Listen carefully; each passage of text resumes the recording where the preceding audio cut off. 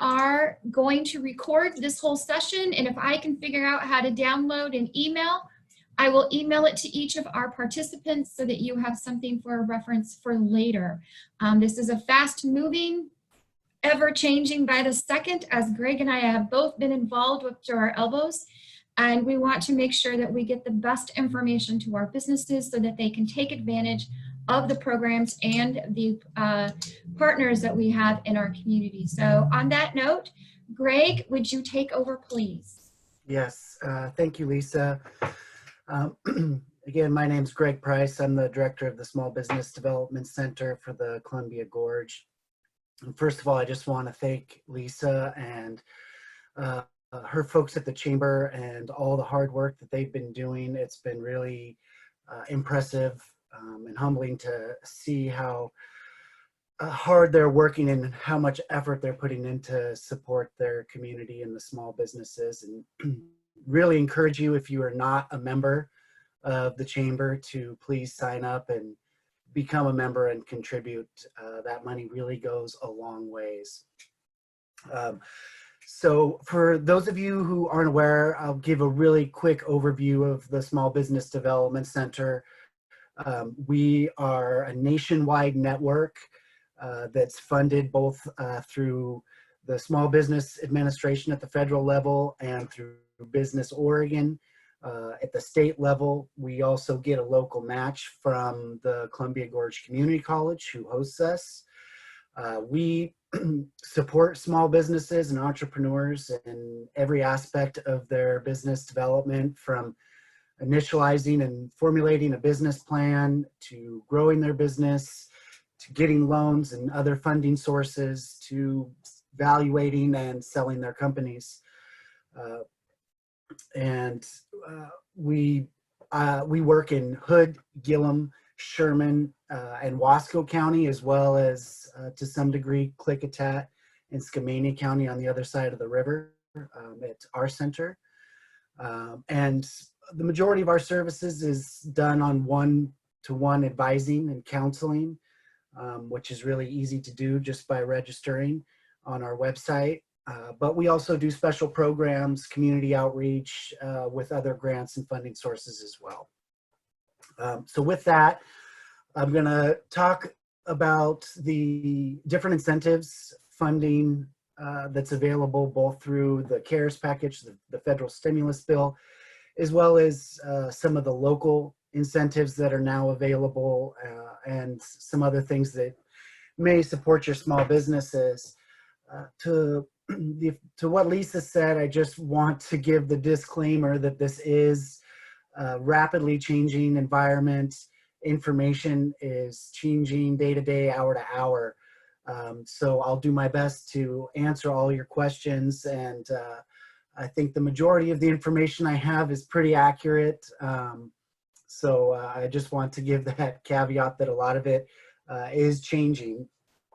The one program right now that is available for all small businesses, as well as nonprofits, sole proprietors, contractors, and the self-employed. Really, the only people who cannot apply for this are those who are employees, as well as farms. Unfortunately, farms are not eligible for this. And that's what's called the EIDL program, the Economic Injury Disaster Loan. This is through the Small Business Administration. And as of Monday, they streamlined the application process. It's very, very simple.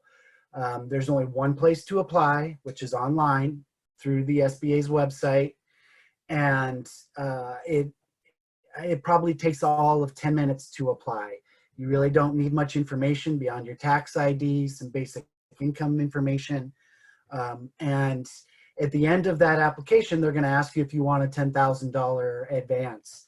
This advance is a grant, and it is really no strings attached. It's designed to get money into small businesses, to act as a bridge loan or bridge funding. It's not a loan, to help you operate and keep in business. Even if for whatever reason you were denied this loan, you get to keep that $10,000. If you decide you want to turn down that loan, you get to keep that $10,000. So I'm really encouraging all small businesses to apply for this funding, and at least get that $10,000. The EIDL program is designed as a $2 million loan program in addition to that $10,000 grant. It is a long-term loan program, so it can be anywhere from 15 to 30 years. And that's really nice because it's going to keep your payments pretty low. But in addition to that, they're deferring payments, both principal and interest, for 4 years on that loan. So that means once you get it, you don't have to make a payment on it, or you are not incurring interest for those 4 years. So you can get that loan, get whatever pot of money you're going to get from that loan, and sit on it for 4 years. And if you need it, great, use it. If you don't need it, come the end of the term or end of the 4 years, give it back if you haven't used it, or whatever percentage of it you haven't used. And that way you buy down that principal and you're not accruing interest. The interest rate is only 3.75% for for-profits, 2.75 for nonprofits. It is designed for your operating expenses, all of your business expenses. It's a really flexible program. The one thing that you can't use with that funding is you cannot buy down long-term debt. So you can't use it to pay off other loans. And you cannot use it for your own personal needs. It's only for your business. So again, it's a really easy application. I really encourage everybody to apply for that if they need it. And even if you don't need the loan, apply for it. The other one that is not available yet is the Paycheck Protection Program. It is opening April 3rd. And so that's tomorrow. This is a federally backed program by the Small Business Administration that will be administered through local lenders. So all of your local banks, which Lisa has sent out a list of those local banks that are SBA certified. There will be other lenders that are applying for certification to be eligible to be on that lending list. So that list will grow, is my point. And there are a number of banks, Columbia, Key, Washington, in our area that are already on that list. There is an SBA application that I don't know if Lisa sent that out. It's really easy to get. It's on the U.S. Department of Treasury website. And it's a good idea to get that application and review it. Some banks will have their own application, and it should be really similar to the one SBA is putting out.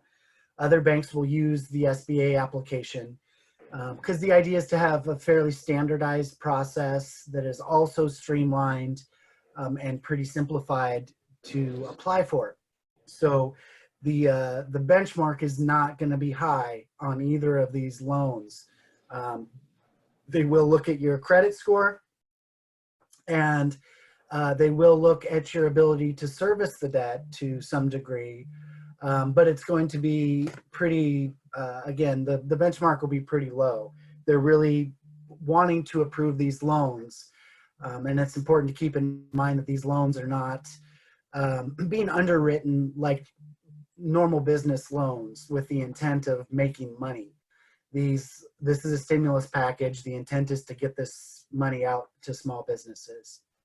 How the Paycheck Protection Program works, when you apply, you'll be asked to provide some income information, You will be asked to submit some documentation regarding your payroll, and how they will calculate the loan amount is going to be by looking at last year's payroll. And those, let me pull up exactly what those include. So the costs that are going to be included in quantifying the payroll amount is your salary, wages, commissions, or tips, and these are capped at $100,000 on an annualized basis for each employee. Employee benefits, including costs for vacation, parental, family, medical, or sick leave, allowances for separation or dismissal, payments required for the provision of group health care benefits, including insurance premiums, and the payments of any retirement benefits. In addition, there's state and local taxes assessed on compensation. And for a sole proprietor or independent contractor, wages, commissions, incomes, net earnings from self-employment are capped at $100,000. So you would basically have all of those costs over the last year. You would divide those by 12 to get your average monthly cost, and then you would multiply that by 2.5, and that's going to be your loan amount. And then the great thing about this program is it's designed as a forgivable loan program. And to determine how much of that payroll portion that we just calculated is going to be forgiven is done by looking at your costs over the 8 weeks after the origination of the loan. So this is going to include your payroll. It's going to include rent under lease agreements. It's going to include interest on mortgage obligations, your payroll, as well as your utilities, so all of your bills. Of course, all of these need to be pertained to your business. So it can't be rent on your house or interest on mortgage on your home. It has to be related to your business space and the brick and mortar operations. So you would take all of those costs over 8 weeks and calculate that amount. Again, it's 8 weeks from the origination of the loan, and that's an important factor in this. And I'll go into that in a little bit on why that's important and how there's some strategy there that you will need to consider. So when you calculate those expenses for 8 weeks, that will be the amount that is deducted as the forgivable amount from your loan. So a really common question is, can I apply for both of these funding sources, the EIDL program and the PPP? The answer is yes, you can. Now, one important factor, though, is if you take that $10,000 grant, which you should in any scenario take the grant, it will be deducted from the amount that you are being forgiven. So let's run through a scenario. We run through our payroll costs, get our monthly average, multiply it by 2.5, and that comes up to $50,000. So that's the loan that you're going to get. And then once the loan is originated over the next 8 weeks, you calculate those expenses, and that comes up to $30,000. So that's the amount that they're going to forgive on your loan. And so you would owe $20,000 in the PPP program. Now, if you took that $10,000 from the EIDL program, they're going to deduct that. So now you're going to owe $30,000 on your PPP program, your loan. The other thing that you'll have the option of doing is rolling the EIDL loan into the PPP loan when you originate that loan. And that can be beneficial for a number of reasons, but it might not be beneficial for all reasons. One is the PPP is only at 0.5% interest. So it's a very low interest rate. It's practically zero. You will have deferment on that interest and payments for 6 months, but that loan comes due in 2 years. So that's very important because those payments are going to be rather large, and you're going to be in default if it's not paid in 2 years. Whereas again, remember the EIDL loan can be outwards to 30 years, and you get 4 years of deferment. So that's really important to note that. What else on that? Again, the PPP is eligible for all small businesses. Farmers can apply for the PPP. So if they feel like they're missing out on the EIDL, they can get the PPP. And if the amount that they're forgiven is anything above $10,000, then they're getting the same amount of free money as they would if they're in the EIDL program, because that's really the cap on that. So that's basically the EIDL program. There's a couple other things that I wanted to share with you that I'm just pulling up the information I have so I can share this. There's the emergency disaster assistance is also allowing those note holders with an SBA loan payment forgiveness, which is a great program. It's going to be 3 to 6 months depending on the loan you hold with them, and this you don't have to apply for. You just don't have to make those payments. So if you hold a 7A loan with the SBA or a 504 or a micro loan, you don't have to make those payments. So that can be really beneficial, and that can be a disaster loan or any loan. There is also an employee retention tax credit. This provision is allowing employers to claim a refundable payroll tax credit equal to 50% of wages, maximum of $10,000 in wages per employee. There's also, as many of you know, there's a delay in payroll taxes all the way out to December 31st, 2021. Their deadline for both state and federal tax payments and tax filing has been moved out to July 15th. There's also a provision for modifying your net operating losses. So these, your net operating losses from 2018, 19, and 2020 can now be carried back 5 years. So you can amend prior year returns to try and improve your liquidity currently. There's also modifications on limitation of losses for sole proprietors and pass-throughs. There's an increase on interest expense deductions from 30% to 50%.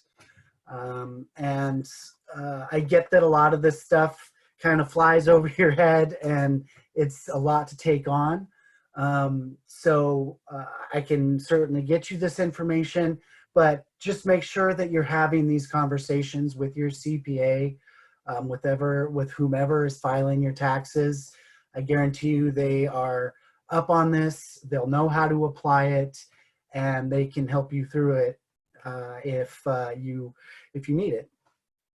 There's a couple other programs that I think are important for you guys to know about. MCED, the Mid-Columbia Economic Development District, has a bridge loan program. This is for $15,000, and it is at 4.75%, and it is a last case scenario loan. They have a small pot of funds, but they do want to make it available if you need it, but they are encouraging everybody to apply for the EIDL, apply for the PPP first. And if those aren't working, you don't get them, or you need more, there's MCED is there for you. They're also offering deferment for 2 months, principal and interest, for MCED loans, and 3 months for Oregon Investment Board loans. Skamania County is also offering a similar program, but it's $30,000 for their bridge loan. And then for those of you who might be doing business in Gilliam County, they just, as of yesterday, like yesterday evening, opened a grant program that's designed to support businesses that are operating in Gilliam County. There's an application on the Condon City Chamber website that you can download and apply and submit to them. And that is going to be free money. So I would greatly encourage you all to do that. I think that is about all of the incentives that are currently available. The state has been working on their own stimulus package and incentives. There is going to be additional funding through the stimulus package that will be coming down through the state. Right now, it's too early to give details on where that's going exactly, and how we as small businesses or our community will leverage that, but it's something that we're certainly all working hard to position ourselves for and take advantage of, and we'll be communicating it to the community as soon as we have more information. So I think with that, I will open it up to questions. I was going to talk a little bit about some economic resiliency and emergency preparedness, kind of what small businesses can do to be prepared, and some kind of operational and managerial best practices. But I think that this stuff is really urgent for people, and I want to make sure that they're getting their questions answered if they have them. So if that sounds like a good idea, Lisa, I think I'll just open it up to questions. I think that's a great idea, Greg. This is such a pressing matter, and with the process opening tomorrow to apply for those PPP loans, I don't want it to sound like go run down and run over everybody to get to the bank, but there is a cap. So unless we act now, you may miss out. Yeah. So that there is a little sense of urgency to get everything ready and all together and schedule that appointment. And then Greg, can you access the chat? Yes, because there are some questions for you. Okay. Absolutely. There is one thing that that reminded me of.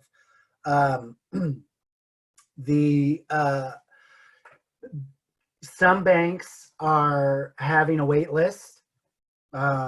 So you can get in queue and get on a wait list if your bank is requiring that. And Lisa's right, there is a cap, but the cap is huge in terms of how much money is in this pot. It's a big cap. And I'm saying that just so we don't panic. And there's also some strategy here that I wanted to bring up earlier, in that and why patience is going to be a virtue here and may benefit you in regards to the PPP loan.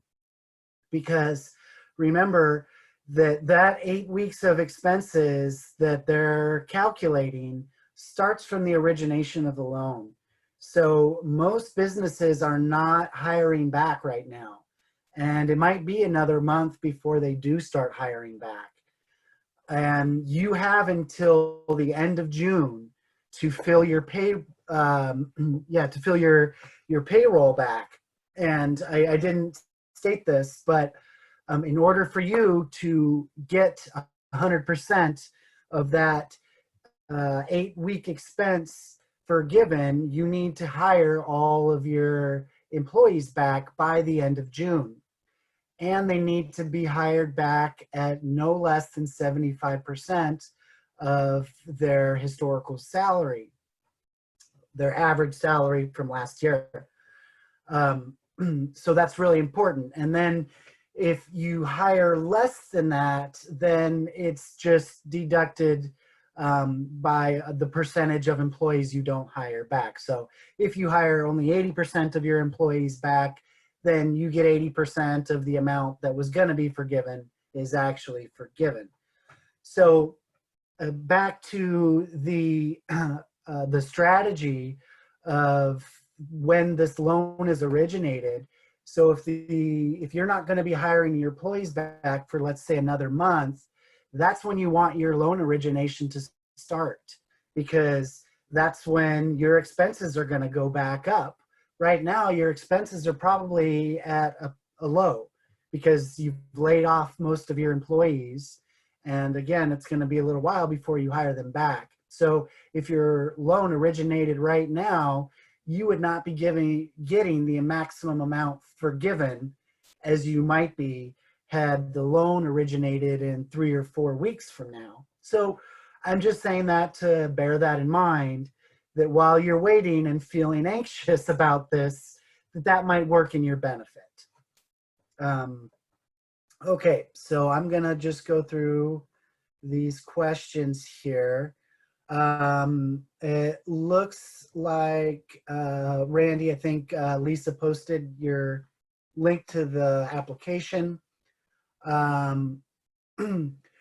The website application was concerning. They asked for employee identification number, social security number, and bank info. Yeah, that's right. And you got to keep in mind that if you're going to be applying for $2 million, they need to know who you are. And I get that the loan process, that application is so simple. It might be concerning, and you're getting $10,000 for pretty much nothing in terms of strings attached. So it's kind of like, is this too good to be true? Well, keep in mind, this is a stimulus package. This is not just a loan that you might get from the SBA or your bank. This is the largest stimulus package in history. So, and that's a huge portion of it is for this. So that's, and when you think about what the SBA has to do to process this, there's 30 million small businesses in the country. That's not even considering self-employed sole proprietors. So just the administrative side of this and processing this, their bandwidth would not be capable of processing normal loan applications, which is why it's streamlined, and they want to get this funding to you quickly. They're asking for your bank account information because that $10,000 is going to be direct deposited into your account. They're trying to get it out in 3 days. Whether that happens or not, I don't know, but even if it's a week or more, the intent is to get it out quickly. And if they have to mail that check out to everybody, it's going to take a lot longer. It's a lot more to process on their end than just wiring you the funds. So hopefully that alleviates some of your concern, and it's understandable concern. On payroll protection program, what if your business is in your home? Can you claim interest then? No, you cannot. So if you're at a home business, you cannot claim your rent, or you cannot claim the interest on your mortgage. Sorry. Greg, can you verify that the state has now moved the deadline for the payment of payroll taxes? No, the state has extended the deadline on your tax filing and the payment on your tax returns. Um, so, in essence, that should include your payroll taxes, and it is to July 15th. But please verify that how it impacts you with your CPA. Does the PPA loan qualify for businesses with only partners and not employees with overhead expenses? Yes, it does, but it's not really what it's designed for, and you're not going to get a lot from it just by how they quantify the amount that the loan is for you. So you can the salary that you pay yourself is included, is everything under $100,000. Again, you do have to verify on your payroll with payroll documentation, both from last year and moving forward in your reporting on the loan. But I would assume, I'm assuming it's Cassie, that the EIDL loan is probably going to be better for you, and you'll probably get more from it. How the EIDL loan is quantified is they will look at your last year's income and divide that in half. And if that ends up being $500,000 or less, that'll be your loan amount. So if your total revenue and income from last year is $1 million or under, then you'll half that, and that'll be your loan amount. If it's above that, then the SBA will run their own calculations to determine the loan amount, and that's something that you will go over with your SBA loan officer. And just to reiterate, these are all unsecured loans, so you don't need to put up your personal assets. You don't need collateral for these. The Employee Tax Credit Program recap. Okay, let me just pull that information up. 1 second, please. Okay, so there's the Employee Retention Tax Credit. This provision allows employers to claim a refundable payroll tax credit equal to 50% of wages, maximum $10,000 in wages per employee, paid during the crisis. The crisis is restricted to employers who see a full or partial suspension of operations due to a shutdown order, or who see gross receipts decline by more than 50% relative to the same quarter of the previous year. So that's basically Q1 of last year relative to Q1 of this year. For employers with more than 100 full-time employees, the credit is restricted to wages paid to employees not providing services due to COVID-19. For employers with fewer than 100 full-time employees, it is applicable to all wages. The other one is there is a delay in payroll taxes, which allows employers to defer payment on the employer contribution of Social Security payroll taxes through the end of the year.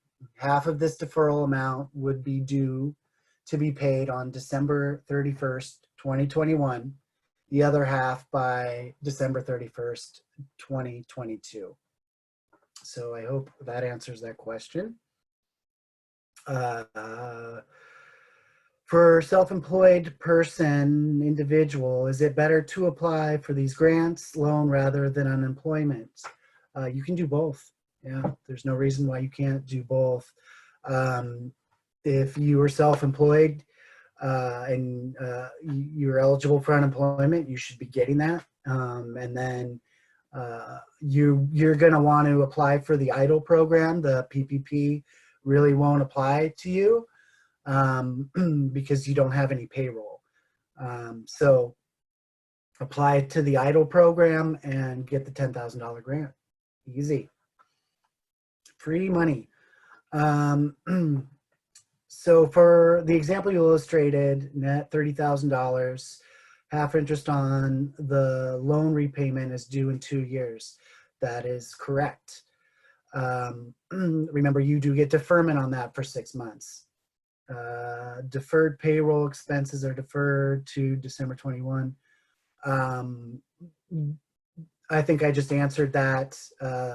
The half is due on December 31st, 2021. The other half, December 31st, 2022.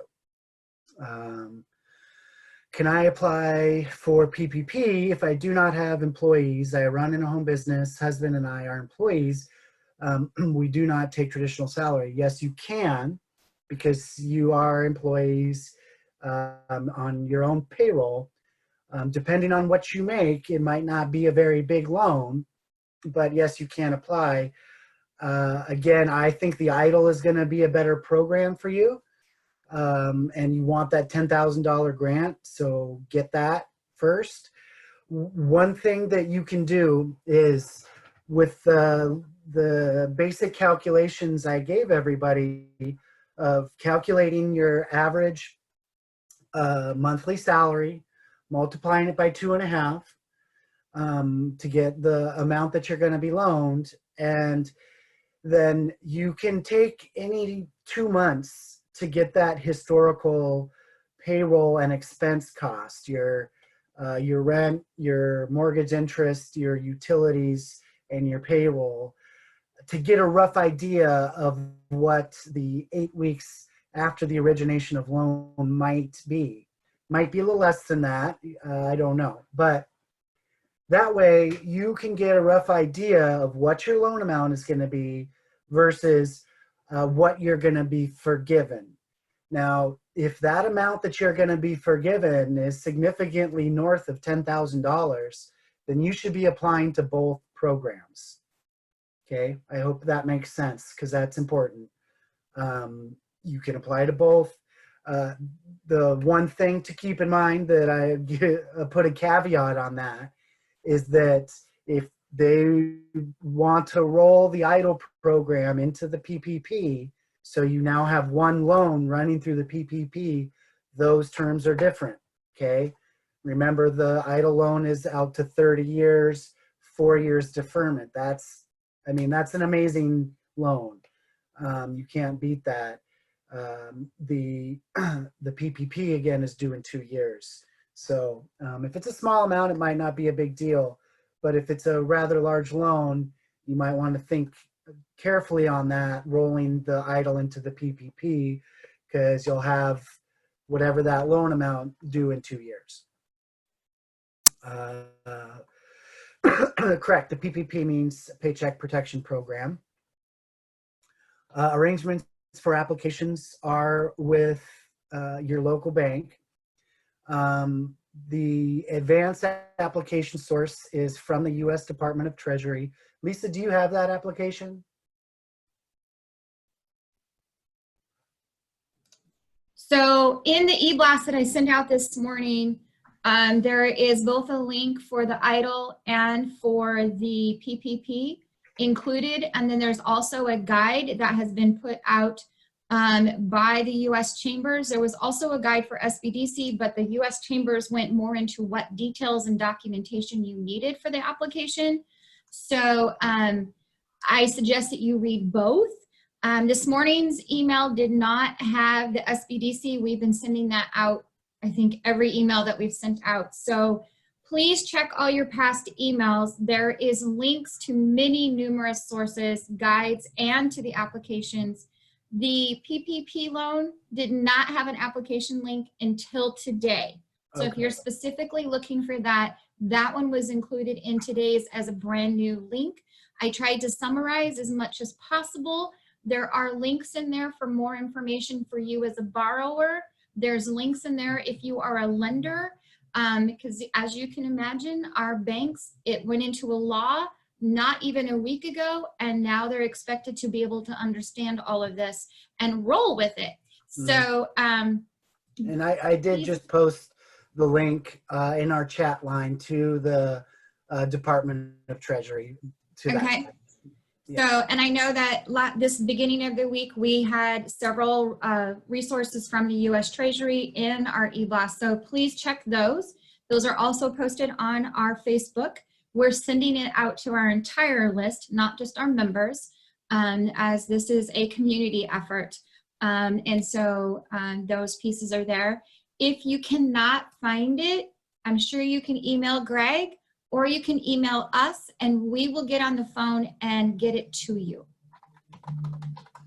Absolutely. I'm also including my email address there, and again, the link to the Treasury Department where those guides and applications can be found. And again, that application may or may not be used by your local bank, but I can pretty much guarantee all the information they're asking for in that loan application on the Treasury site will be requested from your local bank and possibly more. So it is a good idea to get that to prepare yourself. I have 24 independent contractors that cannot work right now. Will I be eligible for payroll protection? It depends on your company. I mean, likely you'll be eligible, but contractors aren't on your payroll. You know, you pay them with, you know, a 1099 or however you're paying them. It's just not your payroll, so that you can't. They won't be quantified in terms of your payroll amount for your loan amount, or for what you can deduct as in regards to the forgivable amount. But they, as independent contractors, as well as yourself, can apply for the EIDL program and get the $10,000 grant. But without knowing a little more about your business, I wouldn't know exactly how that would impact you and what you would be eligible for. But the contractors would not. And on that note, Greg, independent contractors are eligible to file for unemployment also. This is one of the changes that has happened. So please make sure that they check. They might be able to have a better revenue source by going through the unemployment because of the additional that took effect yesterday, up to $600 additional each week for the people who are filing. It just depends on the circumstances and the amounts and all of that. So there could be additional revenues and maybe a better revenue source going through the unemployment office. And the first week has been waived. Yeah, that's thanks for that, Lisa. And you don't need to keep your employees on to be eligible for the program. Again, you just have to hire them back by the end of June. Another good program is the Work Share program in Oregon. That's one, if you have employees, that you can look into, where you're allowed to keep employees on, but limit their hours due to your budget constraints, and get compensation from the state. So another one I would encourage you to look into if you need it. It's a really cool program. So let's see that.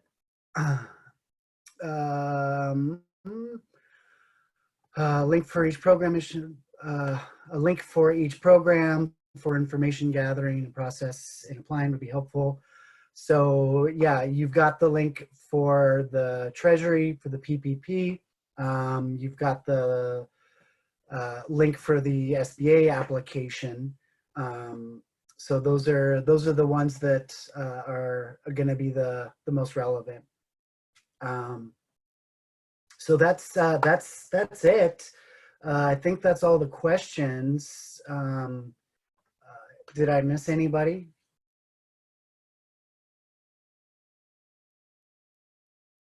Okay, well, great.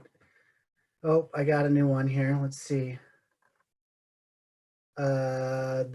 state program. I don't know what that, Randy, I'm not sure what your question is.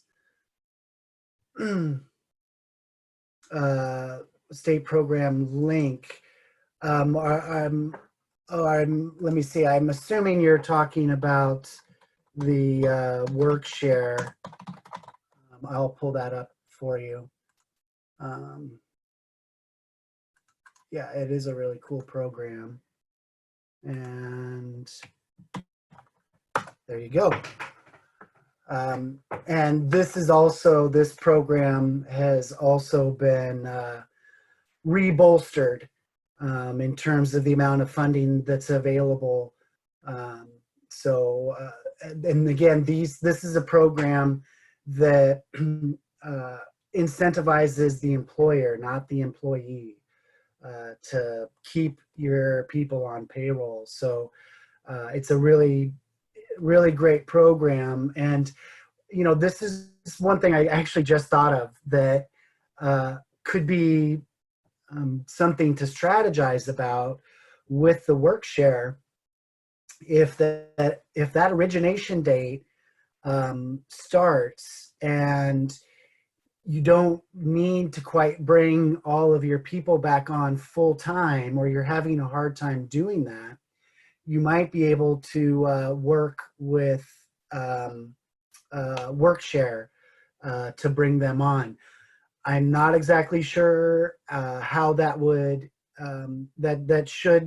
you should still fully qualify since you're paying out that payroll for that amount to be forgiven. But that could be a clever way to bring employees back in a manner that also allows you to have the maximum amount forgiven before you might really be fully ready to bring them back. So just kind of thought of that. So just an FYI on the work share, be very specific when you're working with WorkSource, because there are some percentages of their time in order to be qualified, number of employees to be qualified. So be very specific in what you're hoping to accomplish and ask them, can this be done? Because we've had one person who was turned down because it was the wrong combination of how much they worked and how much they could get from WorkSource. So just be very, ask a ton of questions and set up your time with somebody local if that's what you're going to be doing. They are doing phone appointments. I would rather you be fully informed than walking into it and then you get hit. So just make sure you ask a ton of questions. Yeah, thank you for that. I am by no means an expert when it comes to work share and that kind of thing. So I appreciate that, Lisa. It looks like that is all of the questions. I'm going to put up a link here in case you need it to register for the SBDC. If you need support from us on a one-to-one basis, or if there were questions that come up or questions I couldn't answer, please go to this link, register. It's very quick, only takes a minute. And then we are very, very responsive right now. We have all of our team is all hands on deck, and we will get back to you right away. Karen has a question. Will the grant be considered taxable income? That is a really great question, Karen. And it is my understanding as of now that it won't be. But that is something you should verify with your CPA. But from all the information I've received so far, it's not taxable income. Lisa, have you heard? So I've heard the same thing you did, that because it is considered a stimulus and not a revenue, that it's not taxable. But there again, I'm going to go right with Greg on this one. Ask questions, ask a ton. This is information that's changing by the minute. You know, and they're already looking at working on what that package 4 might look like at the federal level. So as you can imagine, just pay attention, ask your banker, ask your CPA, every question you can think of just to make sure that you're protected. And one thing to note is that as with most grants, or as with all grants, what the federal revenue service does, the IRS, is not always the same as what the State Department of Treasury does. So just because it's not taxable income in the eyes of the federal government doesn't mean that that's the same position that the state is going to take. Now, I would be surprised if the state decides to declare it as taxable income given the circumstance, but I am pretty sure that the Oregon State Department of Treasury has not provided guidance on this yet. So might be smart when you get that loan to hold a little bit in reserve, at least 8%, in case that is the case. But as I would be surprised if that's what happened.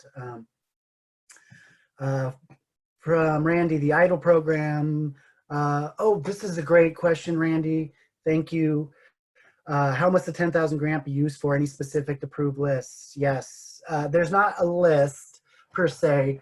As I had said, it needs to be for your business, really for your operating costs, and it cannot be used for personal expenses, cannot be used to buy down long-term debt.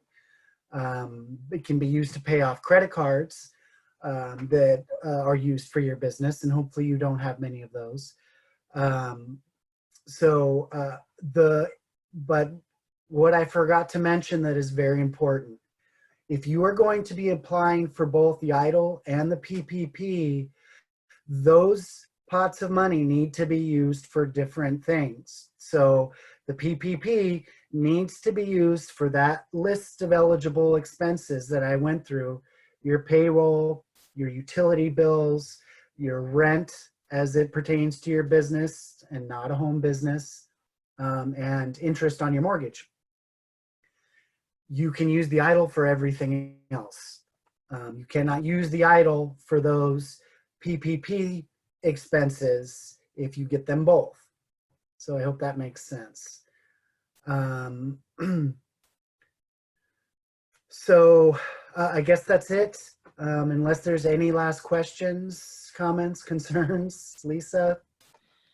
So as I figure out how to download the recording and the chat, I will, I think I have a way to get a hold of each one of you. I'm not positive. If you want to quickly leave your emails in the chat, I will make sure that you get a copy of the chat and the recording. So if there's any information you need to rehear or see those links, you will get that. And then I will have it here too. So if you come across another business who missed this and you think they could be helpful to them, go ahead and share this information with them. The other thing is the Chamber will be doing special things like this every Monday and Thursday. So on Monday, we'll be working with Columbia Bank and one of their SBA loan officers so that we can make sure we get accurate information out to you. We will have that up in our events and our community calendar by this afternoon. There will be a Zoom invite. This seems to be the most efficient way at the right now at this time. And so just be sure to register and get that link in your email, and it'll be easy to get on. Please let me know if you had any hiccups getting on or difficulties.